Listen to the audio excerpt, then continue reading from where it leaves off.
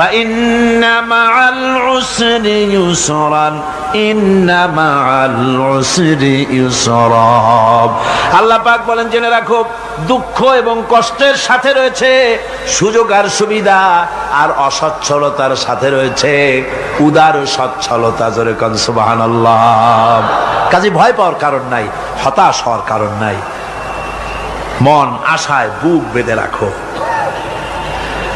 গুনাহ করেছো, হতাশ হয়ো না। যুবকদের গুনাহ করা স্বাভাবিক। ইউনিভার্সিটির ছাত্র, কলেজের ছাত্র, প্রফেসর, শিক্ষক, অফিসার ঘুষ খেয়েছেন, জিনা করা হয়েছে, মদ খাওয়া হয়েছে, মিথ্যা কথা বলা হয়েছে, যাই কিছু করেন না কেন ভয় পাওয়ার কারণ নাই, নিরাশ হওয়ার কোনো দরকার নাই। আল্লাহ পাক ডেকে বলেছেন কুল ইয়া ইবাদিয়াল্লাযীনা আসরাফু আলা আনফুসিহিম লা তাকনাতু মির রাহমাতিল্লাহ। আরে আমার আল্লাহর মতো এত ভালো আর কেউ আছে? এত দরদ আর কারো আছে? আমার আল্লাহ বলেন ও নবী আপনি শুনায় দেন, হে আল্লাহর বান্দারা, তোমরা যারা নিজেদের উপরে বাড়াবাড়ি করেছো, নিজেদের উপরে জুলুম করেছো, অত্যাচার করেছো, আমি আল্লাহর রহমত থেকে নিরাশ হয়ে যেও না। মানুষ যদি অপরাধ করে, বাপের সাথে অপরাধ করেছে, মায়ের সাথে অপরাধ করেছে, মা বাবা সন্তানের চাইতে এত বড় কল্যাণকামী তো আর কেউ নাই, কিন্তু মা বাবা কোনোদিন বলে না আয় আমার ছেলে তোরে মাফ করে দেই, এরকম বলে নাকি? মন চায় ছেলে যদি মাপ চাইতো খুশি হয়ে মাফ করে দিতাম, কিন্তু কেন যে আসে না, ডাকে না যে আয় মাফ করে দেই। মা বাপ আপনাকে এত ভালোবাসে, সেই মা বাপও আপনাকে বলে না যে আয় মাফ করে দেই। আমার আল্লাহ হচ্ছেন এমন আল্লাহ, আল্লাহ রাব্বুল আলামিন ডাকেন, এ বান্দা খুন করেছিস ফিরে আয়, জিনা করেছিস ফিরে আয়, হত্যা করেছিস ফিরে আয়, চুরি করেছিস ফিরে আয়, কুফরি করেছিস ফিরে আয়, সুদ খেয়েছিস, ঘুষ খেয়েছিস, মদ খেয়েছিস ফিরে আয়, এসে আমার দরবারে চোখের পানি ফেল, আমার দরবারে কাঁদাকাটি কর। ইন্নাল্লাহা ইয়াগফিরুয যুনুবা জামিআ ইন্নাহু হুয়াল গফুরুর রহিম। আমার দরবারে চোখের পানি ফেলে কান, আমি রব্বুল আলামিন জিন্দেগীর গুনাহ মাফ করে দেব। সুবহানাল্লাহ কোন, সুবহানাল্লাহ কোন। আমার কাছে কান, চোখের পানি ফেল। আল্লাহ রাব্বুল আলামিনের কাছে বান্দার দুইটা ফোঁটা বেশি প্রিয়। একটা হলো জিহাদের ময়দানে যে রক্ত ফোঁটা দেওয়া হয়, এটা আল্লাহর কাছে প্রিয়। আর আল্লাহর ভয়তে গুনার জন্য লজ্জা করে, অনুশোচনা করে বান্দা যখন চোখের পানি ছেড়ে দেয়, আল্লাহর কাছে এটা অত্যন্ত প্রিয়। নবীজি বলেছেন, বান্দা যখন গুনার ভয়তে, আল্লাহর ভয়তে, জাহান্নামের ভয়তে অনুশোচনা করে যখন চোখ দিয়া পানি ছেড়ে দেয়, ওই চোখের পানি নাকের অর্ধেক আসতে না আসতে আল্লাহ রাব্বুল আলামিন বান্দারে মাফ করে দেন। আল্লাহ বরদাস্ত করতে পারেন না যে বান্দা কান্দু। আমার ভাইরা, আল্লাহ রহমত এই পৃথিবীতে, আল্লাহ রহমতকে 100 ভাগ করা হয়েছে। আল্লাহ রহমতের কত ভাগ? এই 100 ভাগের 1 ভাগ সারা পৃথিবীতে ছড়াই দেওয়া হয়েছে। আর 99 ভাগ কার কাছে? আল্লাহর কাছে।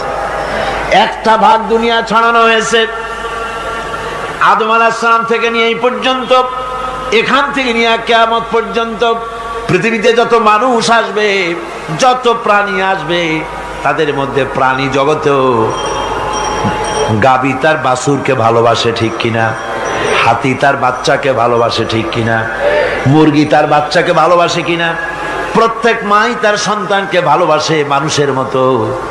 এই ভালোবাসা, স্নেহ, এই মমতা, এই করুণা, এই মহব্বত একটা ভাগ দুনিয়ায় দেওয়ার পর আপনি আর আমি যতটুকুন ভাগে পেয়েছি সেই মহব্বতে, স্ত্রীর মহব্বতে অস্থির, মায়ের মহব্বতে অস্থির, সন্তানের মহব্বতে অস্থির। এখন চিন্তা করেন, একটা ভাগ সারা পৃথিবীতে বিতরণ করার পর যেটুক পেয়েছি তাতে যদি এত মহব্বত হয়, তাহলে এর 99 ভাগ মহব্বত যে আল্লাহর কাছে জমা আছে, এই বান্দার জন্য তার কত মহব্বত, এই বান্দার জন্য কত করুণা তার, কত মহব্বত তার, কত দয়া তার। এজন্য আল্লাহ রাব্বুল আলামিন বলেছেন, নাব্বি ইবাদি আন্নি আনাল গফুরুর রহিম। ও আমার নবী, সুসংবাদ দিয়ে দাও, বান্দাদেরকে শোনায় দাও যে আমি আল্লাহ তাআলা ক্ষমাশীল আর দয়াবান। হুজুর কাঁদতেছিলেন, হযরত ওমর রাদিয়াল্লাহু তাআলা আনহু এসে দেখেন হুজুর একা কাঁদতেছে। হুজুর জিজ্ঞেস করছেন, হযরত ওমর জিজ্ঞেস করলেন, হুজুর আপনি কাঁদেন কেন একা একা? হযরত ওমর বলেন, আমি যখন প্রশ্ন করলাম নবীজি বললেন, আমার কাছে কিছু আগে জিবরাইল এসেছিলেন, জিবরাইল এসে আমাকে বললেন আল্লাহ পাক বলেছেন, হে আমার নবী, ইসলামের ভিতরে থেকে যে সমস্ত মানুষগুলো ইসলামের ভিতরে থেকে চুল আর দাড়ি পাকায় দিছে, কিয়ামতের দিন এই লোকগুলারে আমি শাস্তি দিতে আমার শরম হবে। হযরত ওমর বলেন, হুজুর উম্মতের জন্য কত বড় খোঁজ খবর এটা, আর আপনি কাঁদতেছেন। হুজুর বলেন, ওমর তুমি জানো না আমার কান্নার কারণ ভিন্ন। আমার কান্নার কারণ হলো যে আল্লাহ রাব্বুল আলামিন কিয়ামতের দিন দাড়ি চুল পাকা বান্দারে শাস্তি দিতে শরম করবেন, সেই দাড়ি চুল পাকা বান্দাগুলি আল্লাহর সাথে নাফরমানি করতে শরম করে না। আমি এই লজ্জায় কাঁদতেছি। ভাইরা, হুজুর আল্লাহ পাক বলেন, ও আমার নবী, রাতের আধারে যখন একটা বুড়া আমার দরবারে হাত উঁচু করে, একটা বুড়া মানুষ রাতের আধারে যখন আমার দরবারে হাত উঁচু করে আর যখন বলতে থাকে, রব্বুল আলামিন আমার পেছনের জীবনটা বড় খারাপ করেছি, এমন কোনো কাজ জীবনে করি নাই যা তোমার কাছে কিছু দাবি করতে পারি, সব রকমের নাফরমানি করেছি, আজ আমি বুড়া হয়ে গেছি, কামাই করতে পারি না, ছেলে আমাকে চোখে দেখতে পারে না, পুত্রবধূ আমাকে ঘরে জায়গা দেয় না, আমার স্ত্রী আমাকে দেখতে পারে না, রোজগার করতে পারি না, হাঁটতে পারি না, চলতে পারি না, সবার কাছে আমি তিতা হয়ে গেছি, আমি দাঁড়াতে পারি না, কোমরে ব্যথা পাই, হাঁটুতে ব্যথা পাই, চলতে পারি না, কানে শুনতে পাই না, চোখে দেখতে পারি না, আর তোমার কাছে কিছু চাইয়া নেব এমন ভালো কাজও করি নাই। এইভাবে যখন বান্দা কাঁদতে থাকে আমার দরবারে, ও আমার হাবিব আমার রহমতের দরিয়ায় জোশ মেরে যায়, আমার শরম হয় এই বুড়াটারে কেমনে খালি হাতে ফিরাইয়া দেই। সুবহানাল্লাহ, সুবহানাল্লাহ। আমার আল্লাহর এত দয়া, আমার আল্লাহর এত মায়া, এত মহব্বত।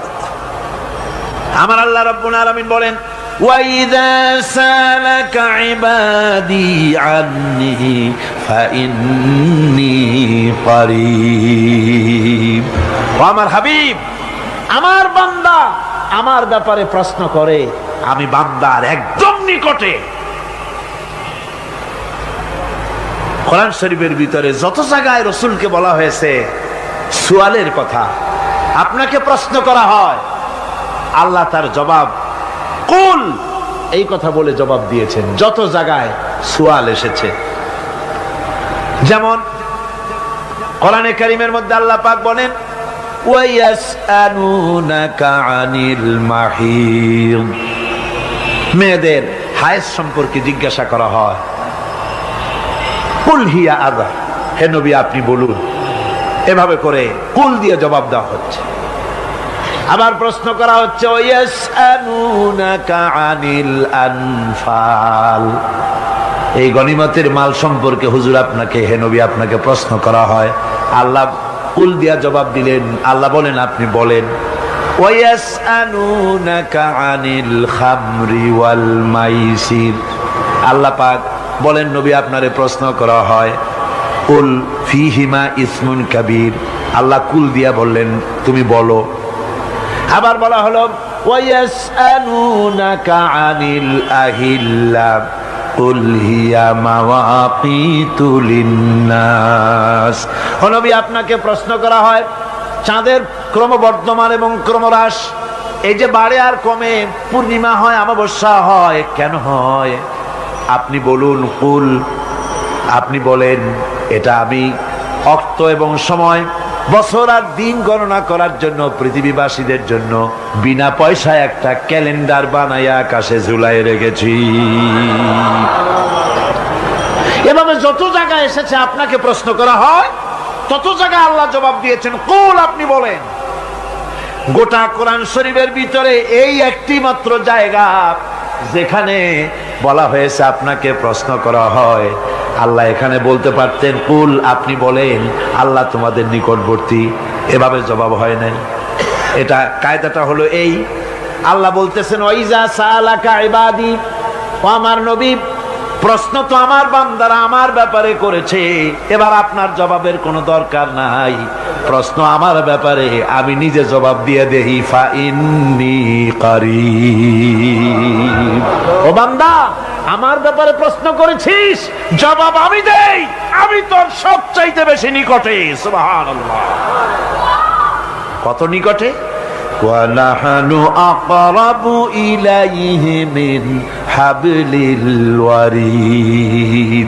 তোর যে রগ, এই শাহরগের চাইতেও আমি তোর বেশি কাছে। সুবহানাল্লাহ। আমারে ডাক, আমারে ডাক, কলিজা দিয়া ডাক, অন্তর দিয়ে ডাক।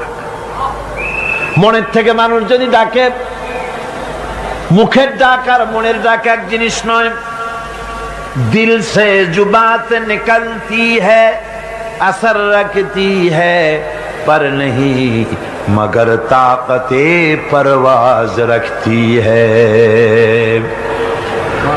দিল থেকে যে কথা বেরোয় তা প্রভাব বিস্তার করে, ডানা নাই কিন্তু ওড়ার ক্ষমতা রাখে। মনের কথাই ভিন্ন। মন থেকে, দিল থেকে, কলিজা থেকে, অন্তরের গভীর কন্দর থেকে মুহাব্বতের সাথে কেউ যদি একবার বলে আল্লাহ, বলেন আল্লাহ, আল্লাহ, আল্লাহ। আল্লাহ রাব্বুল আলামিন বলেন, অন্তরের অন্তঃস্থল থেকে একটি বার যদি বান্দা বলেন আল্লাহ, আল্লাহ বলেন 70 বার সাড়া দিয়া জিজ্ঞেস করি, বান্দা কি চাও, আমি তোমার কাছে আসি।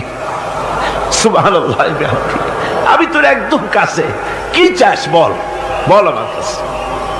এমন দয়াবান, এমন মেহেরবান, এমন আল্লাহ আমাদের।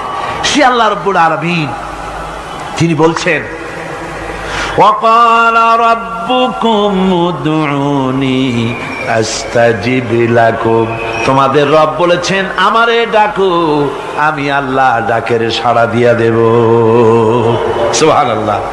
কারে ডাকতে হবে? কারে ডাকতে হবে? এই বিশাল জনসমুদ্র একযোগে চিল্লা এখন কারে ডাকতে হবে? কোন পীর সাহেবকে নয়, আল্লাহর কসম কোন খাজা বাবাকে নয়, ডাকতে হবে কারে? চিল্লা এখন কারে? ওয়াকালা রাব্বুকুম উদউনি, তোমার রব তোমাকে বলতেছে আমারে ডাকো, আস্তাজিব লাকুম, আমারে ডাকবে আমি সাড়া দিয়ে দেব। সুবহানাল্লাহ। আল্লাহকে ডাকেন, কি চাই আপনার বলেন, কি চাই? আল্লাহর কাছে চান, আল্লাহ দিয়ে দিবে। দেওয়ার জায়গা আল্লাহর কাছে চাইবেন, আল্লাহ দিবেন। দেওয়ার জায়গা, চাওয়ার জায়গা হলো সেজদায় পড়ে যাবেন। আমার ভাইয়েরা, জায়গাটা চিনায় দিলাম। মাজারে যাওয়া লাগবে না, কবরে যাওয়া লাগবে না। 2 রাকাত নামাজ পড়ে সেজদায় পড়ে গিয়া যত বিপদ আছে, মুসিবত আছে, সেজদার মধ্যে চোখের পানি ছেড়ে দেন আর কেন্দে কেন্দে জীবনের কথা বলেন। আল্লাহ রাব্বুল আলামিন আপনার আওয়াজ শুনবেন আর দোয়া কবুল করে নিবেন। কাঁদতে হবে আল্লাহর কাছে। কার কাছে? আল্লাহর কাছে। সুম্মা ইস্তাগফিরুল্লাহ, আর এরপরে সে যদি আমি আল্লাহর কাছে ক্ষমা চাই, ইয়াজিদিল্লাহ গফুরার রহিমা, সে আমি আল্লাহকে গফুর এবং রহিম হিসাবে পাবে। সুবহানাল্লাহ। আল্লাহকে গফুর এবং রহিম হিসাবে পাওয়া যাবে। সব আল্লাহকে বলতে হবে, গুনাহ মাফ চাইতে হবে। এই জন্য হুজুর সাল্লাল্লাহু আলাইহি ওয়াসাল্লাম দৈনিক 100 বার তওবা পড়তেন। কোন হাদিসে আছে 70 বার, কোন হাদিসে আছে 100 বার তওবা পড়তেন।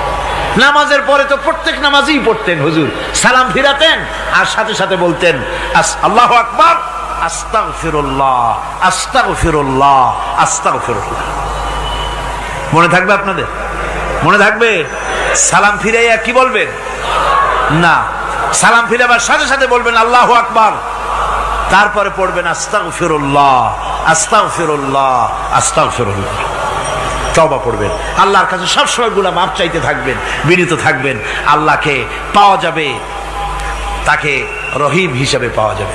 সুতরাং ঈমান বিল্লাহ, আল্লাহর প্রতি ঈমান আনলে পরে চতুর্থ নম্বরের যে উপকারটা হবে সেটা হলো হতাশায় ভুগবে না, নিরাশায় ভুগবে না, আশায় বুক বেঁধে উঠবে, ঈমান মজবুত হবে, আল্লাহর কাছে মানুষ বিনয়ী হয়ে যাবে।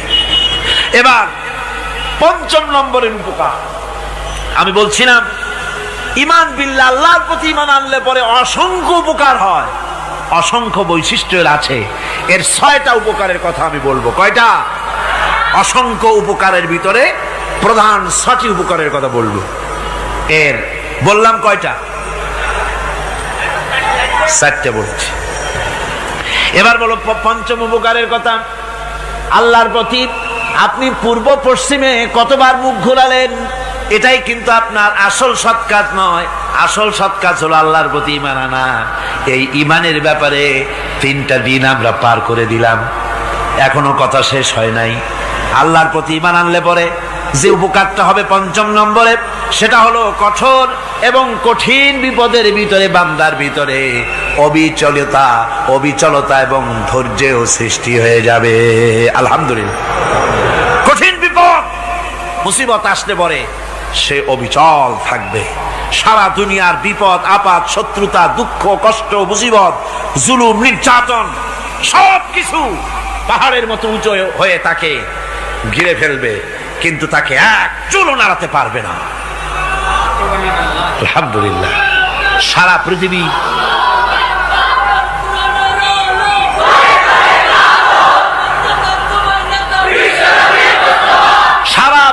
একদিকে আর সে একা একদিকে থাকবে। বিরোধিতা তো হবেই, বিপদ তো আসবেই। কবি বলতেছেন, সাথে জাকা রহা হ্যায় अज़ल से ता इमरोज, सतेजा का रहा है अज़ल से ता इमरोज, चरागे मुस्तफावी से शरारे बुलहबीस। সে আবহমান কাল থেকে শুরু করে মুস্তাফা সাল্লাল্লাহু আলাইহি ওয়াসাল্লামের দীপ শিখার সাথে আবু জাহেল, আবু লাহাবের অগ্নিস্ফুলিঙ্গের টক্কর লেগেই আছে। রাসূলুল্লাহর আল্লাহর দেওয়া এই বিধান, এই দ্বীনের বাতিটা টিম টিম করে জ্বলেছে।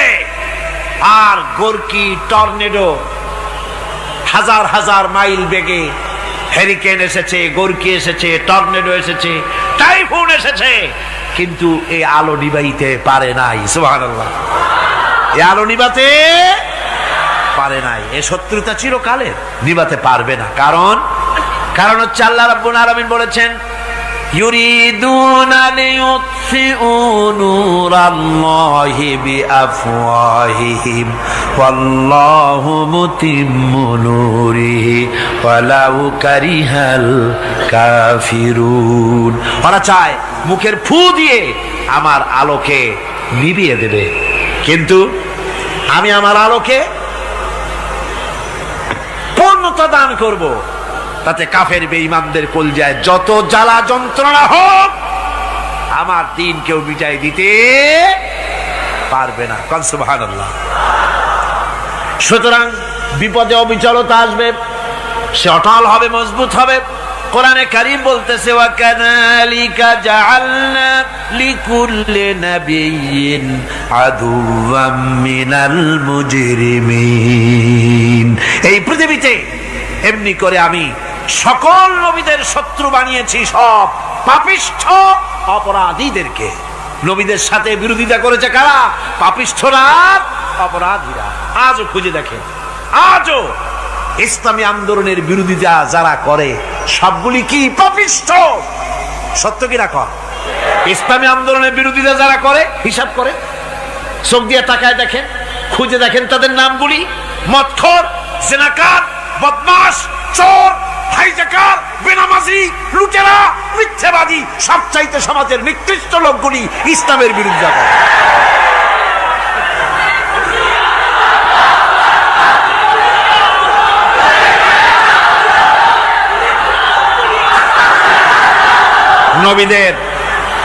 নবীদের শত্রু আল্লাহ বলেন সব যুগে নবীদের সাথে শত্রুতা করেছে পাপিষ্ঠরা। আল্লাহর কথা, কার কথা? সকল যুগে নবীদের সাথে শত্রুতা করেছে পাপিষ্ঠরা, নিকৃষ্ট ধরনের অপরাধীরা। সুতরাং নবী রাসূলদের অবস্থা যখন এই, তখন দ্বীনের দাওয়াত যারাই দেবে তাদের কিসমত এরকম হবেই। এই বাধার মোকাবেলা তাদেরও করতে হবে। এই যে বাধাটা আসে, এই যে মারে, অপরাধ কি? এই যে তারা চোর বা ডাকাত যাদের মারা হয়। আল্লাহ রাব্বুল আলামিন বলেন অপরাধ হলো ওয়ামা নাকামু মিনহুম ইল্লা আইয়ুমিনু বিল্লাহিল আজিজিল হামিদ। অপরাধ হচ্ছে ইমানদার লোকদের উপরে নির্যাতন চালিয়েছে, অন্য কোনো কারণে নয়। কারণ একটাই, তারা আল্লাহর জমিনে আল্লাহর দ্বীন প্রতিষ্ঠা করতে চেয়েছে, আর কোনো অপরাধ না। জমিন আল্লাহর, জমিন কার? এই বিশাল জনসমুদ্র গর্জে উঠুন একযোগে, বলুন জমিন কার? আইন চলবে কার? এখানেই সংঘর্ষ বেঁধেছে আবহমান কাল ধরে। মানুষ অত্যাচারিত হয়েছে, সাহাবায়ে কেরাম অত্যাচারিত হয়েছেন। বুখারী শরীফের হাদিসে এসেছে রাসূল করিম সাল্লাল্লাহু আলাইহি ওয়াসাল্লামের কাছে হযরতে খাব্বাব গিয়ে উপস্থিত হয়েছিলেন। হযরতে খাব্বাব বলেন, হাদিসটা এভাবে লেখা হয়েছে বুখারীতে, ওয়ান খাব্বাব বিন আল-আরিদ রাদিয়াল্লাহু তাআলা আনহু قال شكونا إلى رسول الله صلى الله عليه وسلم وهو متوسد بردة له في ظل الكعبة। রাসূলুল্লাহর কাছে গেলাম, কাবা শরীফের কাছে গিয়া দেখি নবীজি একটা চাদর গায়ে দিয়ে তিনি আরাম ফরমাচ্ছিলেন কাবা শরীফের ছায়ায়। সেখানে গিয়ে বললাম, আলা তাস্তানসিরু লানা আলা তাদউ লানা ইয়া রাসূলুল্লাহ, হে আল্লাহর রাসূল, আপনি কি আমাদের জন্য আল্লাহর কাছে দোয়া চাইবেন না? আপনি কি আল্লাহর কাছে আমাদের জন্য সাহায্য চাইবেন না? আমাদের লোকগুলিকে, মুসলমানগুলিকে মারতে মারতে তো শেষ করে ফেলে দিল। তারা আমাদের সুমাইয়াকে মারলো, আমাদের খাব্বাবকে উটের সাথে পায়ের দড়ি লাগায় টানলো, আমাদের খোবায়েবকে তারা আগুনের উপরে চিৎ করে শোয়ায় রাখলো, না খায় রাখতেছে, মারতেছে। কষ্টে তো শেষ হয়ে গেলাম। হুজুর, আপনি কি আমাদের জন্য দোয়া করবেন না? হাদিস শরীফে এসেছে, নবীজি উঠে বসলেন সোজা হয়ে। নবীজি বলেন, ও আমার সাহাবী, ও খাব্বাব, শোনো, তোমাদের আগে এই পৃথিবীতে যারা দ্বীনের দাওয়াত দিতে এসেছিলেন তাদেরকে সমকালীন রাষ্ট্রশক্তি, সমাজ শক্তি তাদেরকে ধরত। ফায়ুখাজুর রাজুলো, তাদেরকে তারা ধরত। ফায়ুহফারু লাহু ফিল আরদ, আর তার জন্য জমিনের ভিতরে কবর বানাইতো। ওই কবর ফায়ুজালু ফিহা, ওই কবরের ভিতরে তাকে কোমর পর্যন্ত গেড়ে দিত। সুম্মা ইউতা বিল মানশার, এরপরে করাত আনতো। ফায়ুদাউ আলা রাসিহি, এরপরে ওই করাত তার মাথার উপরে রাখতো। ফায়ুজালু নিসফাইন, এরপরে করাত দিয়া চিড়ে জীবিত মানুষটারে দ্বিখণ্ডিত করে ফেলে দিত। মা ইয়াসুদ্দুহু যালিকা আন দীনিহি, ও আমার খাব্বাব, এত কষ্ট দেওয়ার পরেও সেই যুগের কোন মুসলমানকে, দ্বীনের দায়ীদেরকে আল্লাহর দ্বীন থেকে এক চুলো তারা সরাই দিতে পারে নাই, এক চুলো সরাতে পারে নাই। ওয়াল্লাহি, ও খাব্বাব, আমি আমার আল্লাহর নামে কসম করে বলছি, লা ইউতাম্মান্নাল্লাহু হাযাল আমরা হাত্তা ইয়াসিরা আর-রাকিবু মিন সানা ইলা হাযরামাউত। আমি কসম করে বলি, আল্লাহ রাব্বুল আলামিনের এই সানা থেকে হাযরামাউত পর্যন্ত লোকেরা যাতায়াত করবে, সুন্দরী রমণীরা গমন করবে, সদাগরেরা যাতায়াত করবে, টাকা নিয়া পয়সা নিয়া যাতায়াত করবে। তাদের মনের মধ্যে লুটের ভয়, টাকার ভয়, চুরির ভয়, ডাকাতির ভয়, জেনার ভয়, হত্যার ভয়, ধর্ষণের ভয়, কোনো ভয় থাকবে না। লা ইয়াখাফু ইল্লাল্লাহ, আল্লাহ ছাড়া কোনো ভয় থাকবে না। এমন একটা সমাজ, এমন একটা সময় আসবে। ওয়ালাকিন্নাকুম তাস্তাজিলুন, অথচ খুব তাড়াহুড়ো তোমরা করতেছো। তাড়াহুড়ো করো না, সময় আসবে ইনশাআল্লাহ। আমার ভাইয়েরা, আমার বন্ধুগণ, কঠিন বিপদে অবিচলতা এবং ধৈর্যের দৃষ্টান্ত রেখে গেছেন আম্বিয়া আলাইহিমুস সালাম। সুবহানাল্লাহ। কঠিন বিপদে অবিচলতা, দৃঢ়তা, ধৈর্য কারে বলে, তার দৃষ্টান্ত কারা রেখেছেন? আম্বিয়া আলাইহিমুস সালাম। ওনারাই আমাদের আদর্শ, নবীরাই আদর্শ। সাহাবায়ে কেরাম রিদওয়ানুল্লাহ তাআলা আলাইহিম আজমাইন আমাদের আদর্শ। ভাইরা আমার, মুসা আলাইহিস সালামকে ফেরাউন যখন ঘিরে ফেলে দিল, কোরআনের সব কথা গল্প গুজবার ইতিহাসের জন্য লেখা হয় নাই। কোরআনের মধ্যে যা লেখা হয়েছে সব বান্দাদের উপদেশের জন্য, যাতে করে লোকেরা চিরটা কাল এর থেকে উপদেশ নেওয়া নিজেদের তৈরি করতে পারে। জোরে বলেন সুবহানাল্লাহ। মুসা আলাইহিস সালামের কথা আল্লাহ বলেন, ফেরাউন তাকে ঘিরে ফেলে দিল, পালাবার রাস্তা নাই। ফালাম্মা ترى الجمعان قال أصحاب موسى إنا لمدركون। মুসা আলাইহিস সালামের উম্মতেরা বললেন, হে মুসা, পাকড়াও হয়ে গেছি, পালাবার রাস্তা নাই। তিন দিক থেকে আমাদেরকে ঘেরাও করেছে ফেরাউনের শক্তি। সামনে কি? দরিয়া, আর তিন দিকে কি? ঘেরাও আন্দোলন। পালাবার পথ নেই, পালাবার পথ নাই। সারাশি আক্রমণ, ঘেরাও আন্দোলন। এই যে ঘেরাও টেরাও তো আজকে নতুন নাই, ঘেরাও আসছে অনেক আগের থেকে। আসলে কথা বুঝতে পেরেছি। মাইক না থাকলে আমি কি করবো কন? আজকে এরকম হচ্ছে কেন? আগামীকাল ঠিক হবে ইনশাআল্লাহ, রাগ করেন না। গান হচ্ছে, বসেন বসেন। শয়তান ঢুকছে মাইকের মধ্যে। অনেক সময় হয় কি, মাইকের হাই পাওয়ারের যে মেশিন আছে, এর ভিতরে ইথার থেকে রেডিওর ওই গানগুলি ওর মধ্যে ঢুকে পড়ে। কথা বুঝতে পেরেছেন? এই জন্য শয়তান তো আর বসে থাকে না, ওরও তো কিছু করার আছে। ধৈর্য ধরেন, ধৈর্য ধরেন। কালকে অপারেটরদেরকে মাওলানা শামসুদ্দিন সাহেবের কাছে অনুরোধ করব, অপারেটর একটু ভালো করে হেদায়েত করে দেবেন। মাইকে আজকে আমার নিজেরও কষ্ট হচ্ছে, আমিও বুঝতে পারছি না যে আমার কথাগুলি কি আওয়াজে বেরোচ্ছে, যার জন্য আমাকে বেশি চিল্লাইতে হচ্ছে। বক্তাকে কি লাউডে তার কথা বেরোচ্ছে তা তার কানে আসতে হয়, তাহলে বোঝা যায় যে আমার কথাগুলি কিভাবে বেরোচ্ছে। এটা এই অবস্থায় সিচুয়েশন আজকে নাই, এবং লোকেরাও মাইকের ব্যাপারে আজকে অভিযোগ করেছে, যা বিগত 16 বছরে করে নাই। সেটের ব্যাপারে কোথাও কোনো অসুবিধা হয়েছে? মাইকটা ভালো, এবং মাইক যারা দেন প্রতি বছর খেদমত করে, আল্লাহ তাদের প্রতি রহম করুন। সবাই বলেন আমিন। এদেরকে রাগ করে পথে পাই আবার মারধর করেন না। সিলেটের যে তাফসির মাহফিল হয়, বিগত 19 বছর তাফসির করেছি একটানা, এবার 20 বছর পুরো হবে ইনশাআল্লাহ।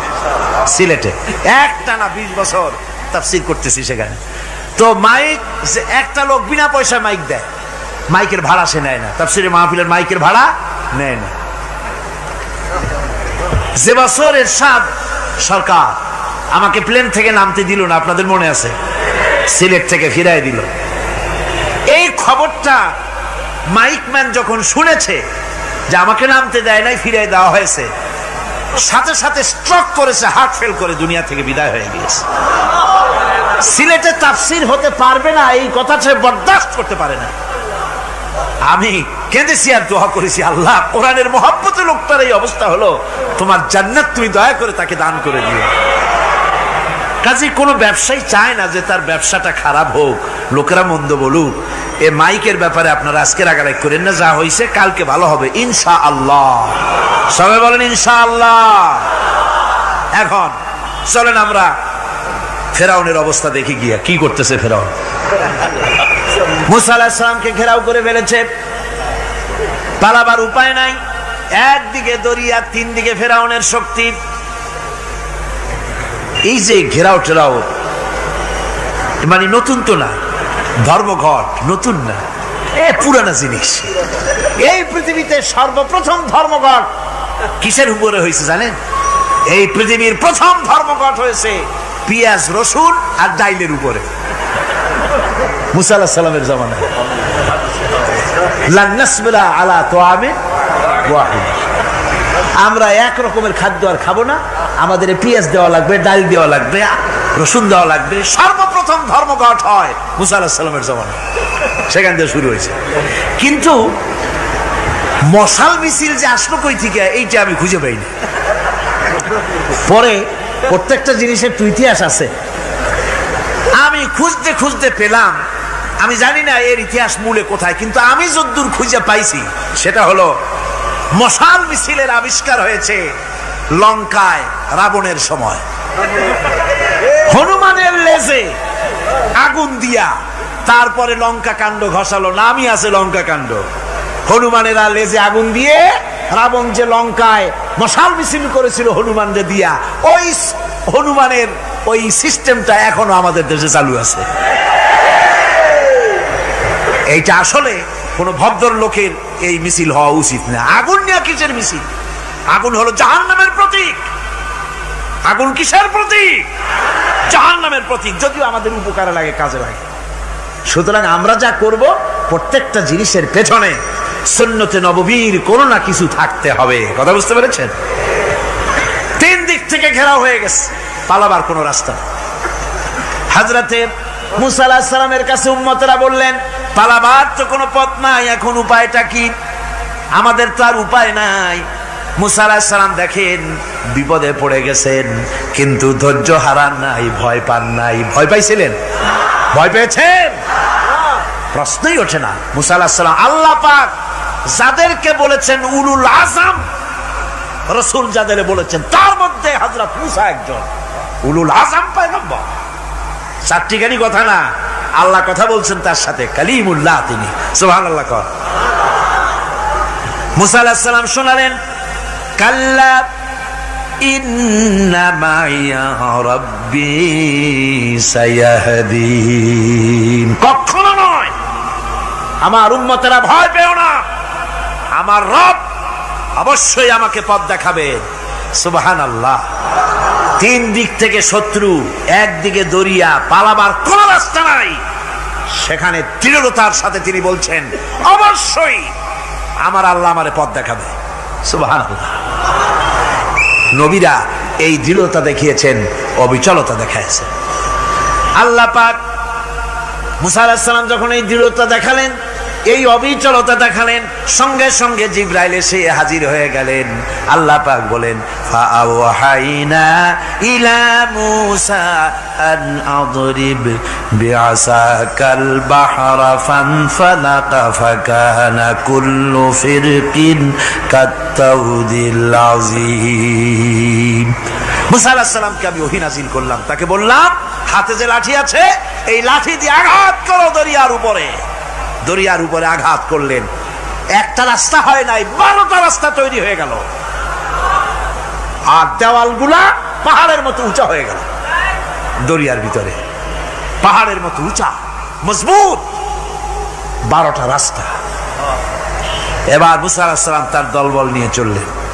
আল্লাহ রাব্বুল আলামিন বলেন, ওয়া আনজাইনা মূসা ওয়া মান মাআহু আজমাইন। মুসা এবং তার সাথী সঙ্গীদেরকে আমি পার করে দিলাম। মুসা আলাইহিস সালাম এবং তার সাথী সঙ্গী নিয়ে যখন দরিয়ার মাঝখানে আসছে, ফেরাউন তার দলবল নিয়ে এসে গেছে। আসে দেখে নদীর মধ্যে রাস্তা। বাবা, খুব তো কায়দা। ও মনে করছে ওর বাজানের তৈরি করা ডিস্ট্রিক্ট বোর্ডের রাস্তা। ওর লোকজন নিয়ে নেমে গেছে দরিয়ার ভিতরে, ও আসছে মাঝখানে। মুসা আলাইহিস সালাম চলে গেছেন ওপার, দরিয়া পার। মাঝখানে যখন এসে গেল, আল্লাহ রাব্বুল আলামিন পানিকে অর্ডার করলেন কুন। আল্লাহর তো বটন টেপা লাগে না, মুখ দিয়া কোনো হুকুম করা লাগে না, শুধু বলেন কুন। যে ব্যাপারে কুন বলেন ফায়াকুন, সাথে সাথে হয়ে যায়। আল্লাহ বললেন কুন, আর অমনি রাস্তা বন্ধ হয়ে গেল। এবার তুফান শুরু হয়েছে নদীতে, ঢেউয়ের উপরে ঢেউ, মৌজুন কাল জিবাল, পাহাড়ের মতো উঁচু হয়ে হয়ে ঢেউ আসতেছে। দলবল ঘোড়া আর অস্ত্রপাতি যা ছিল সব মরে শেষ। এবার ফেরাউন একা উপরে ওঠে আর নিচে নামে, পানি খেতে খেতে পেটের কাম সারা, জনমের খাওয়া খাইছে পানি। এখন জান যায়, বাঁচবার আর উপায় নাই, বাঁচবার আর উপায় নাই। ফেরাউন তার নিজের জীবন সম্পর্কে হতাশ হয়ে গেল। এবার ফেরাউন বলতেছে, আমানতু আন্নাহু লা ইলাহা ইল্লাল্লাযী আমানাত বিহি বানু ইসরাঈল। আমি ঈমান আনলাম, আমি ঈমান আনলাম আল্লাহ ছাড়া কোন ইলাহা নাই। ওই আল্লাহর উপর ঈমান আনলাম যে আল্লাহর উপর ঈমান এনেছে বনি ইসরাঈলেরা। আল্লাহ যাতে ঠিক পায় যে কোন আল্লাহর উপর ঈমান আনছে। বনি ইসরাঈলের আল্লাহর উপর ঈমান আনলাম। আল্লাহ এই তো মুসলমান হয়ে গেছি, এরপরও আমার সুবাও কেন? আল্লাহ রাব্বুল আলামিন জবাবে বলেন, আল আন, এখন ওয়াকাদ আসাইতা ক্বাবলু ওয়া কুনতা মিনাল মুফসিদিন। এখন ঈমান আনার কথা বলছো, অথচ যুগের পর যুগ, বছরের পর বছর ধরে আমার মানুষের উপরে মন গড়া আইন চালায়েছ, আমার পয়গম্বরের সাথে বেয়াদবি করেছ। আজ তোমাকে আমি ছাড়ছি না, তোমাকে আজকে ছেড়ে দেব না, আমি তোমাকে মারব।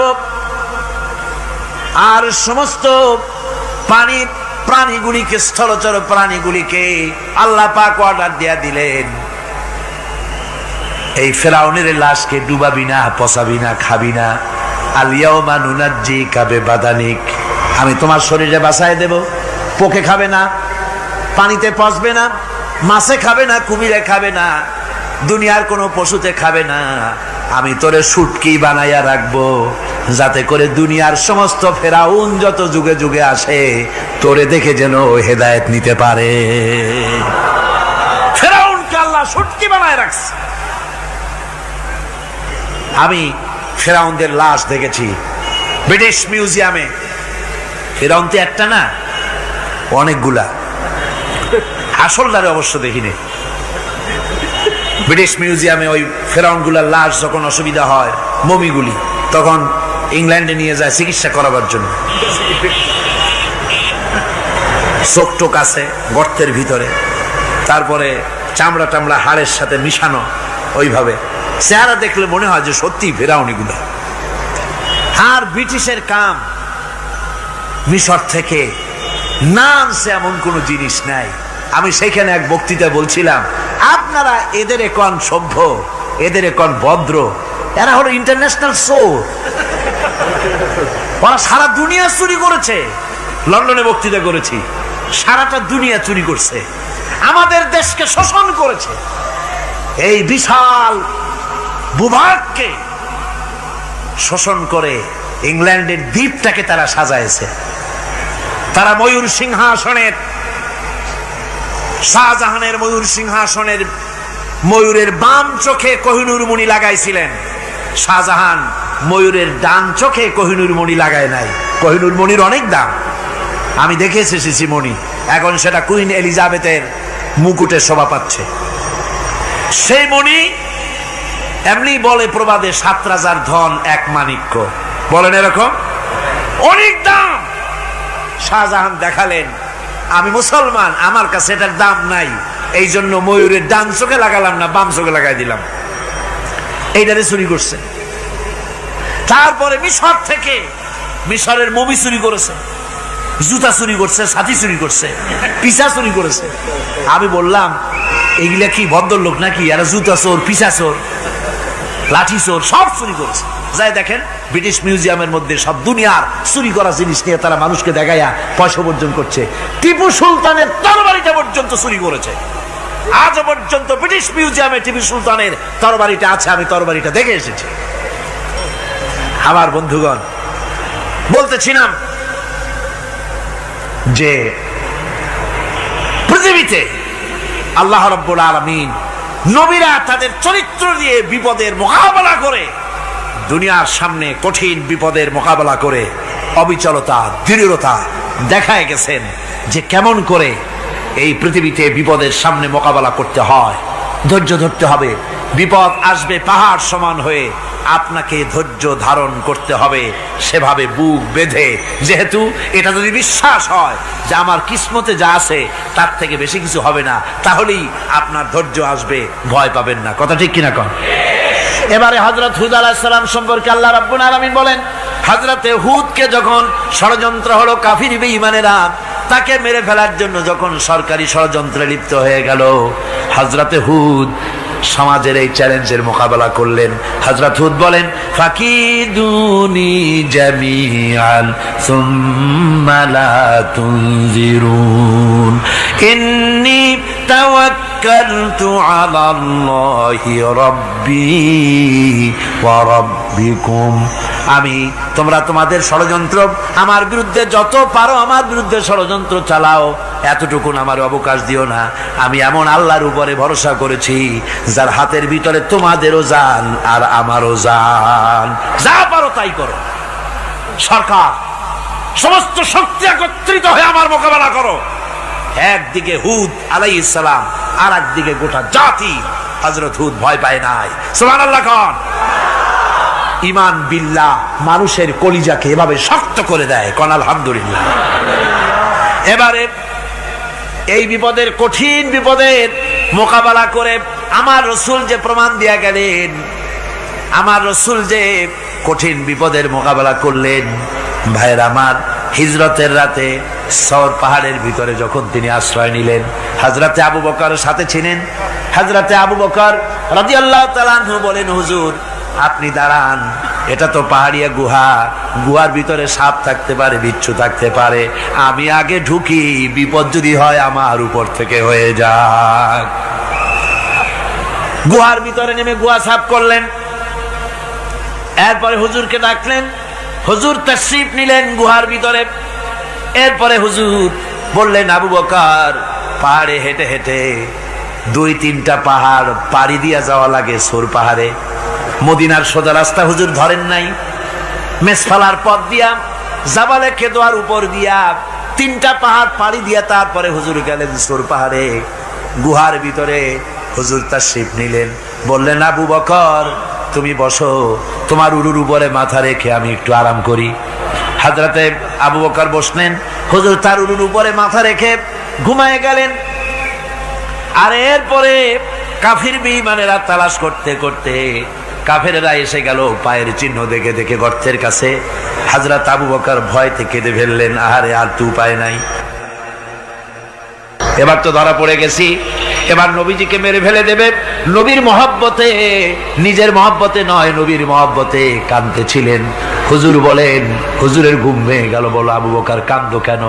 ছেলের কথা, মেয়ের কথা, বিবির কথা, বাড়ির কথা মনে পড়লো নাকি? হযরত আবু বকর বলেন, ইয়া রাসূলুল্লাহ, আল্লাহর কসম করে বলি, যেদিন ঈমান এনেছি এই কলিজার ভিতরে মা বাপ, স্ত্রী, পুত্র, পরিজন, এমনকি আমার নিজের জীবনের চাইতে আপনারে বেশি ভালোবাসি। কাঁদো কেন? কাঁদো কেন?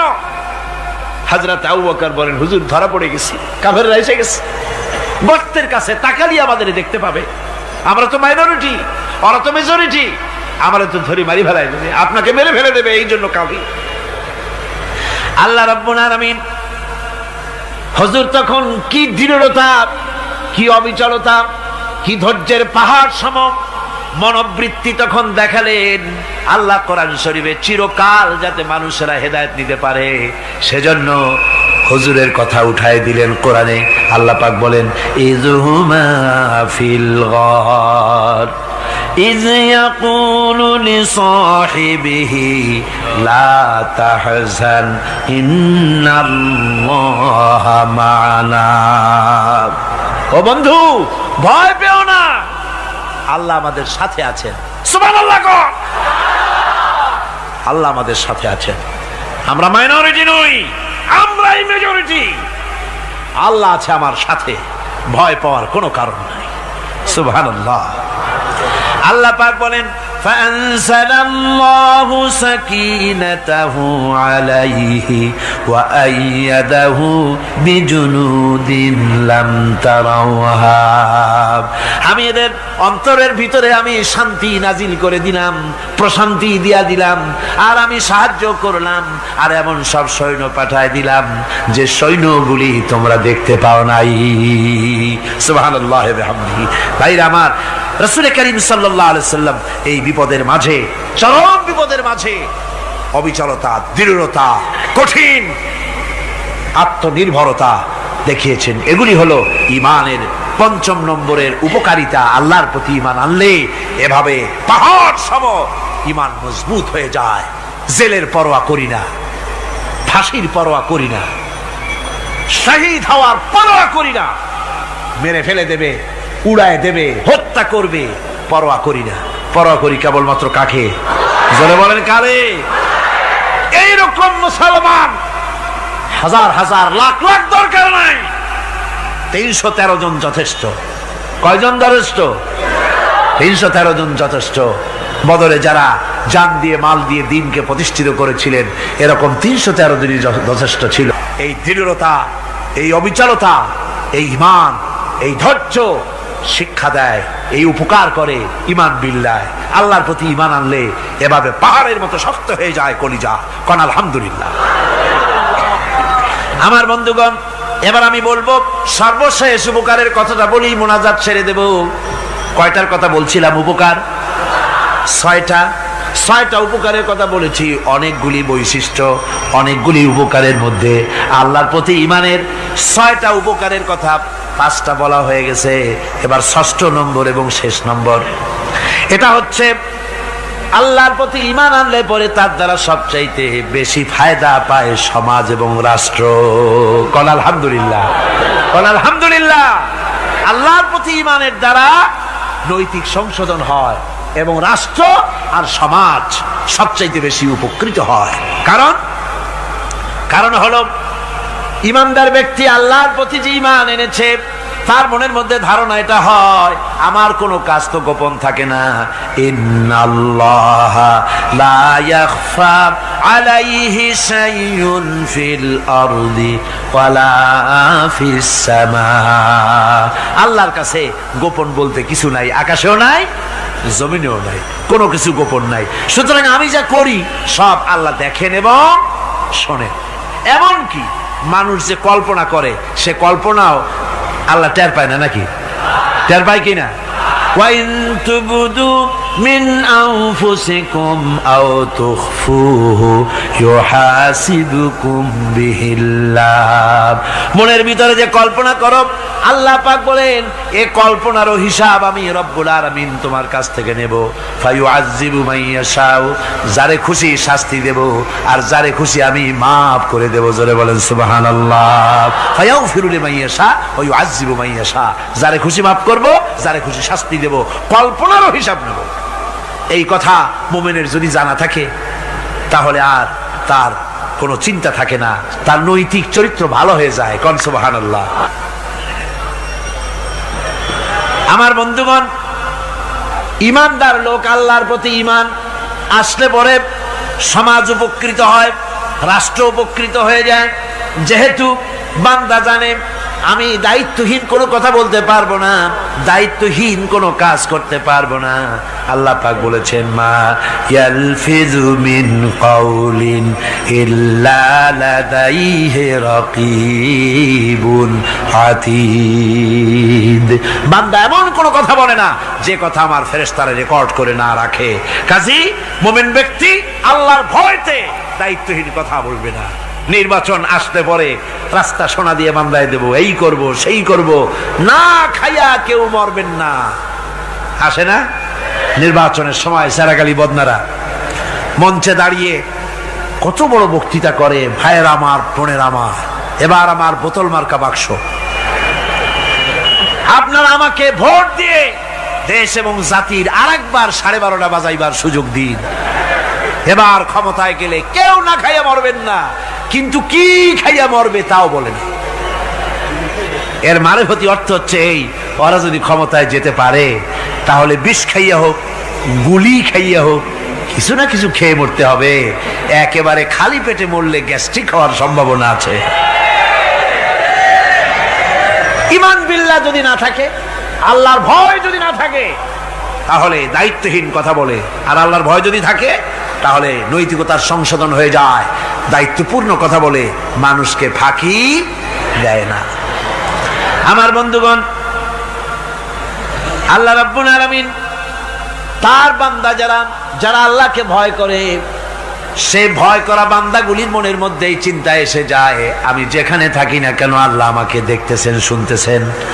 রাতে হোক দিনে হোক, যেখানে আছি আল্লাহ আমারে দেখতেছেন। আল্লাহ পাক বলতেছেন, ওয়া হুয়া মাআহুম ইজ ইউবাইতুনা মা লা ইয়ারদা মিনাল কওলি ওয়া কানা আল্লাহু বিমা ইয়ামালুনা মুহীতা। আল্লাহ পাক বলেন, আমি তো আমার বান্দার নিকটে তখনও থাকি যখন সে গোপনে গোপনে রাতের বেলায় আমার মর্জির খেলাফ পরামর্শ করে। আমার মর্জির খেলাফ পরামর্শ করতেছে রাত্রে, আমি তো তখনও কাছে থাকি, ওটা আমি শুনি। ঈমান যদি আসে, তাহলে এই সব কাজ থেকে সে বিরত থাকে। সে যদি কম হয় সেখানেও আল্লাহ, বেশিও যদি হয় সেখানেও আল্লাহ। এমন কোন জায়গা আছে নাকি চিটাগংয়ে যেখানে আপনি একটা আকাম করবেন আর আল্লাহ টের পাবে না?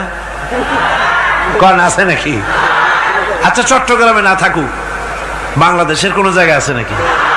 পার্বত্য চট্টগ্রামে যত পাহাড় আছে, উঁচু নিচে জায়গা আছে, ওই জায়গায় বোধহয় আছে নাকি?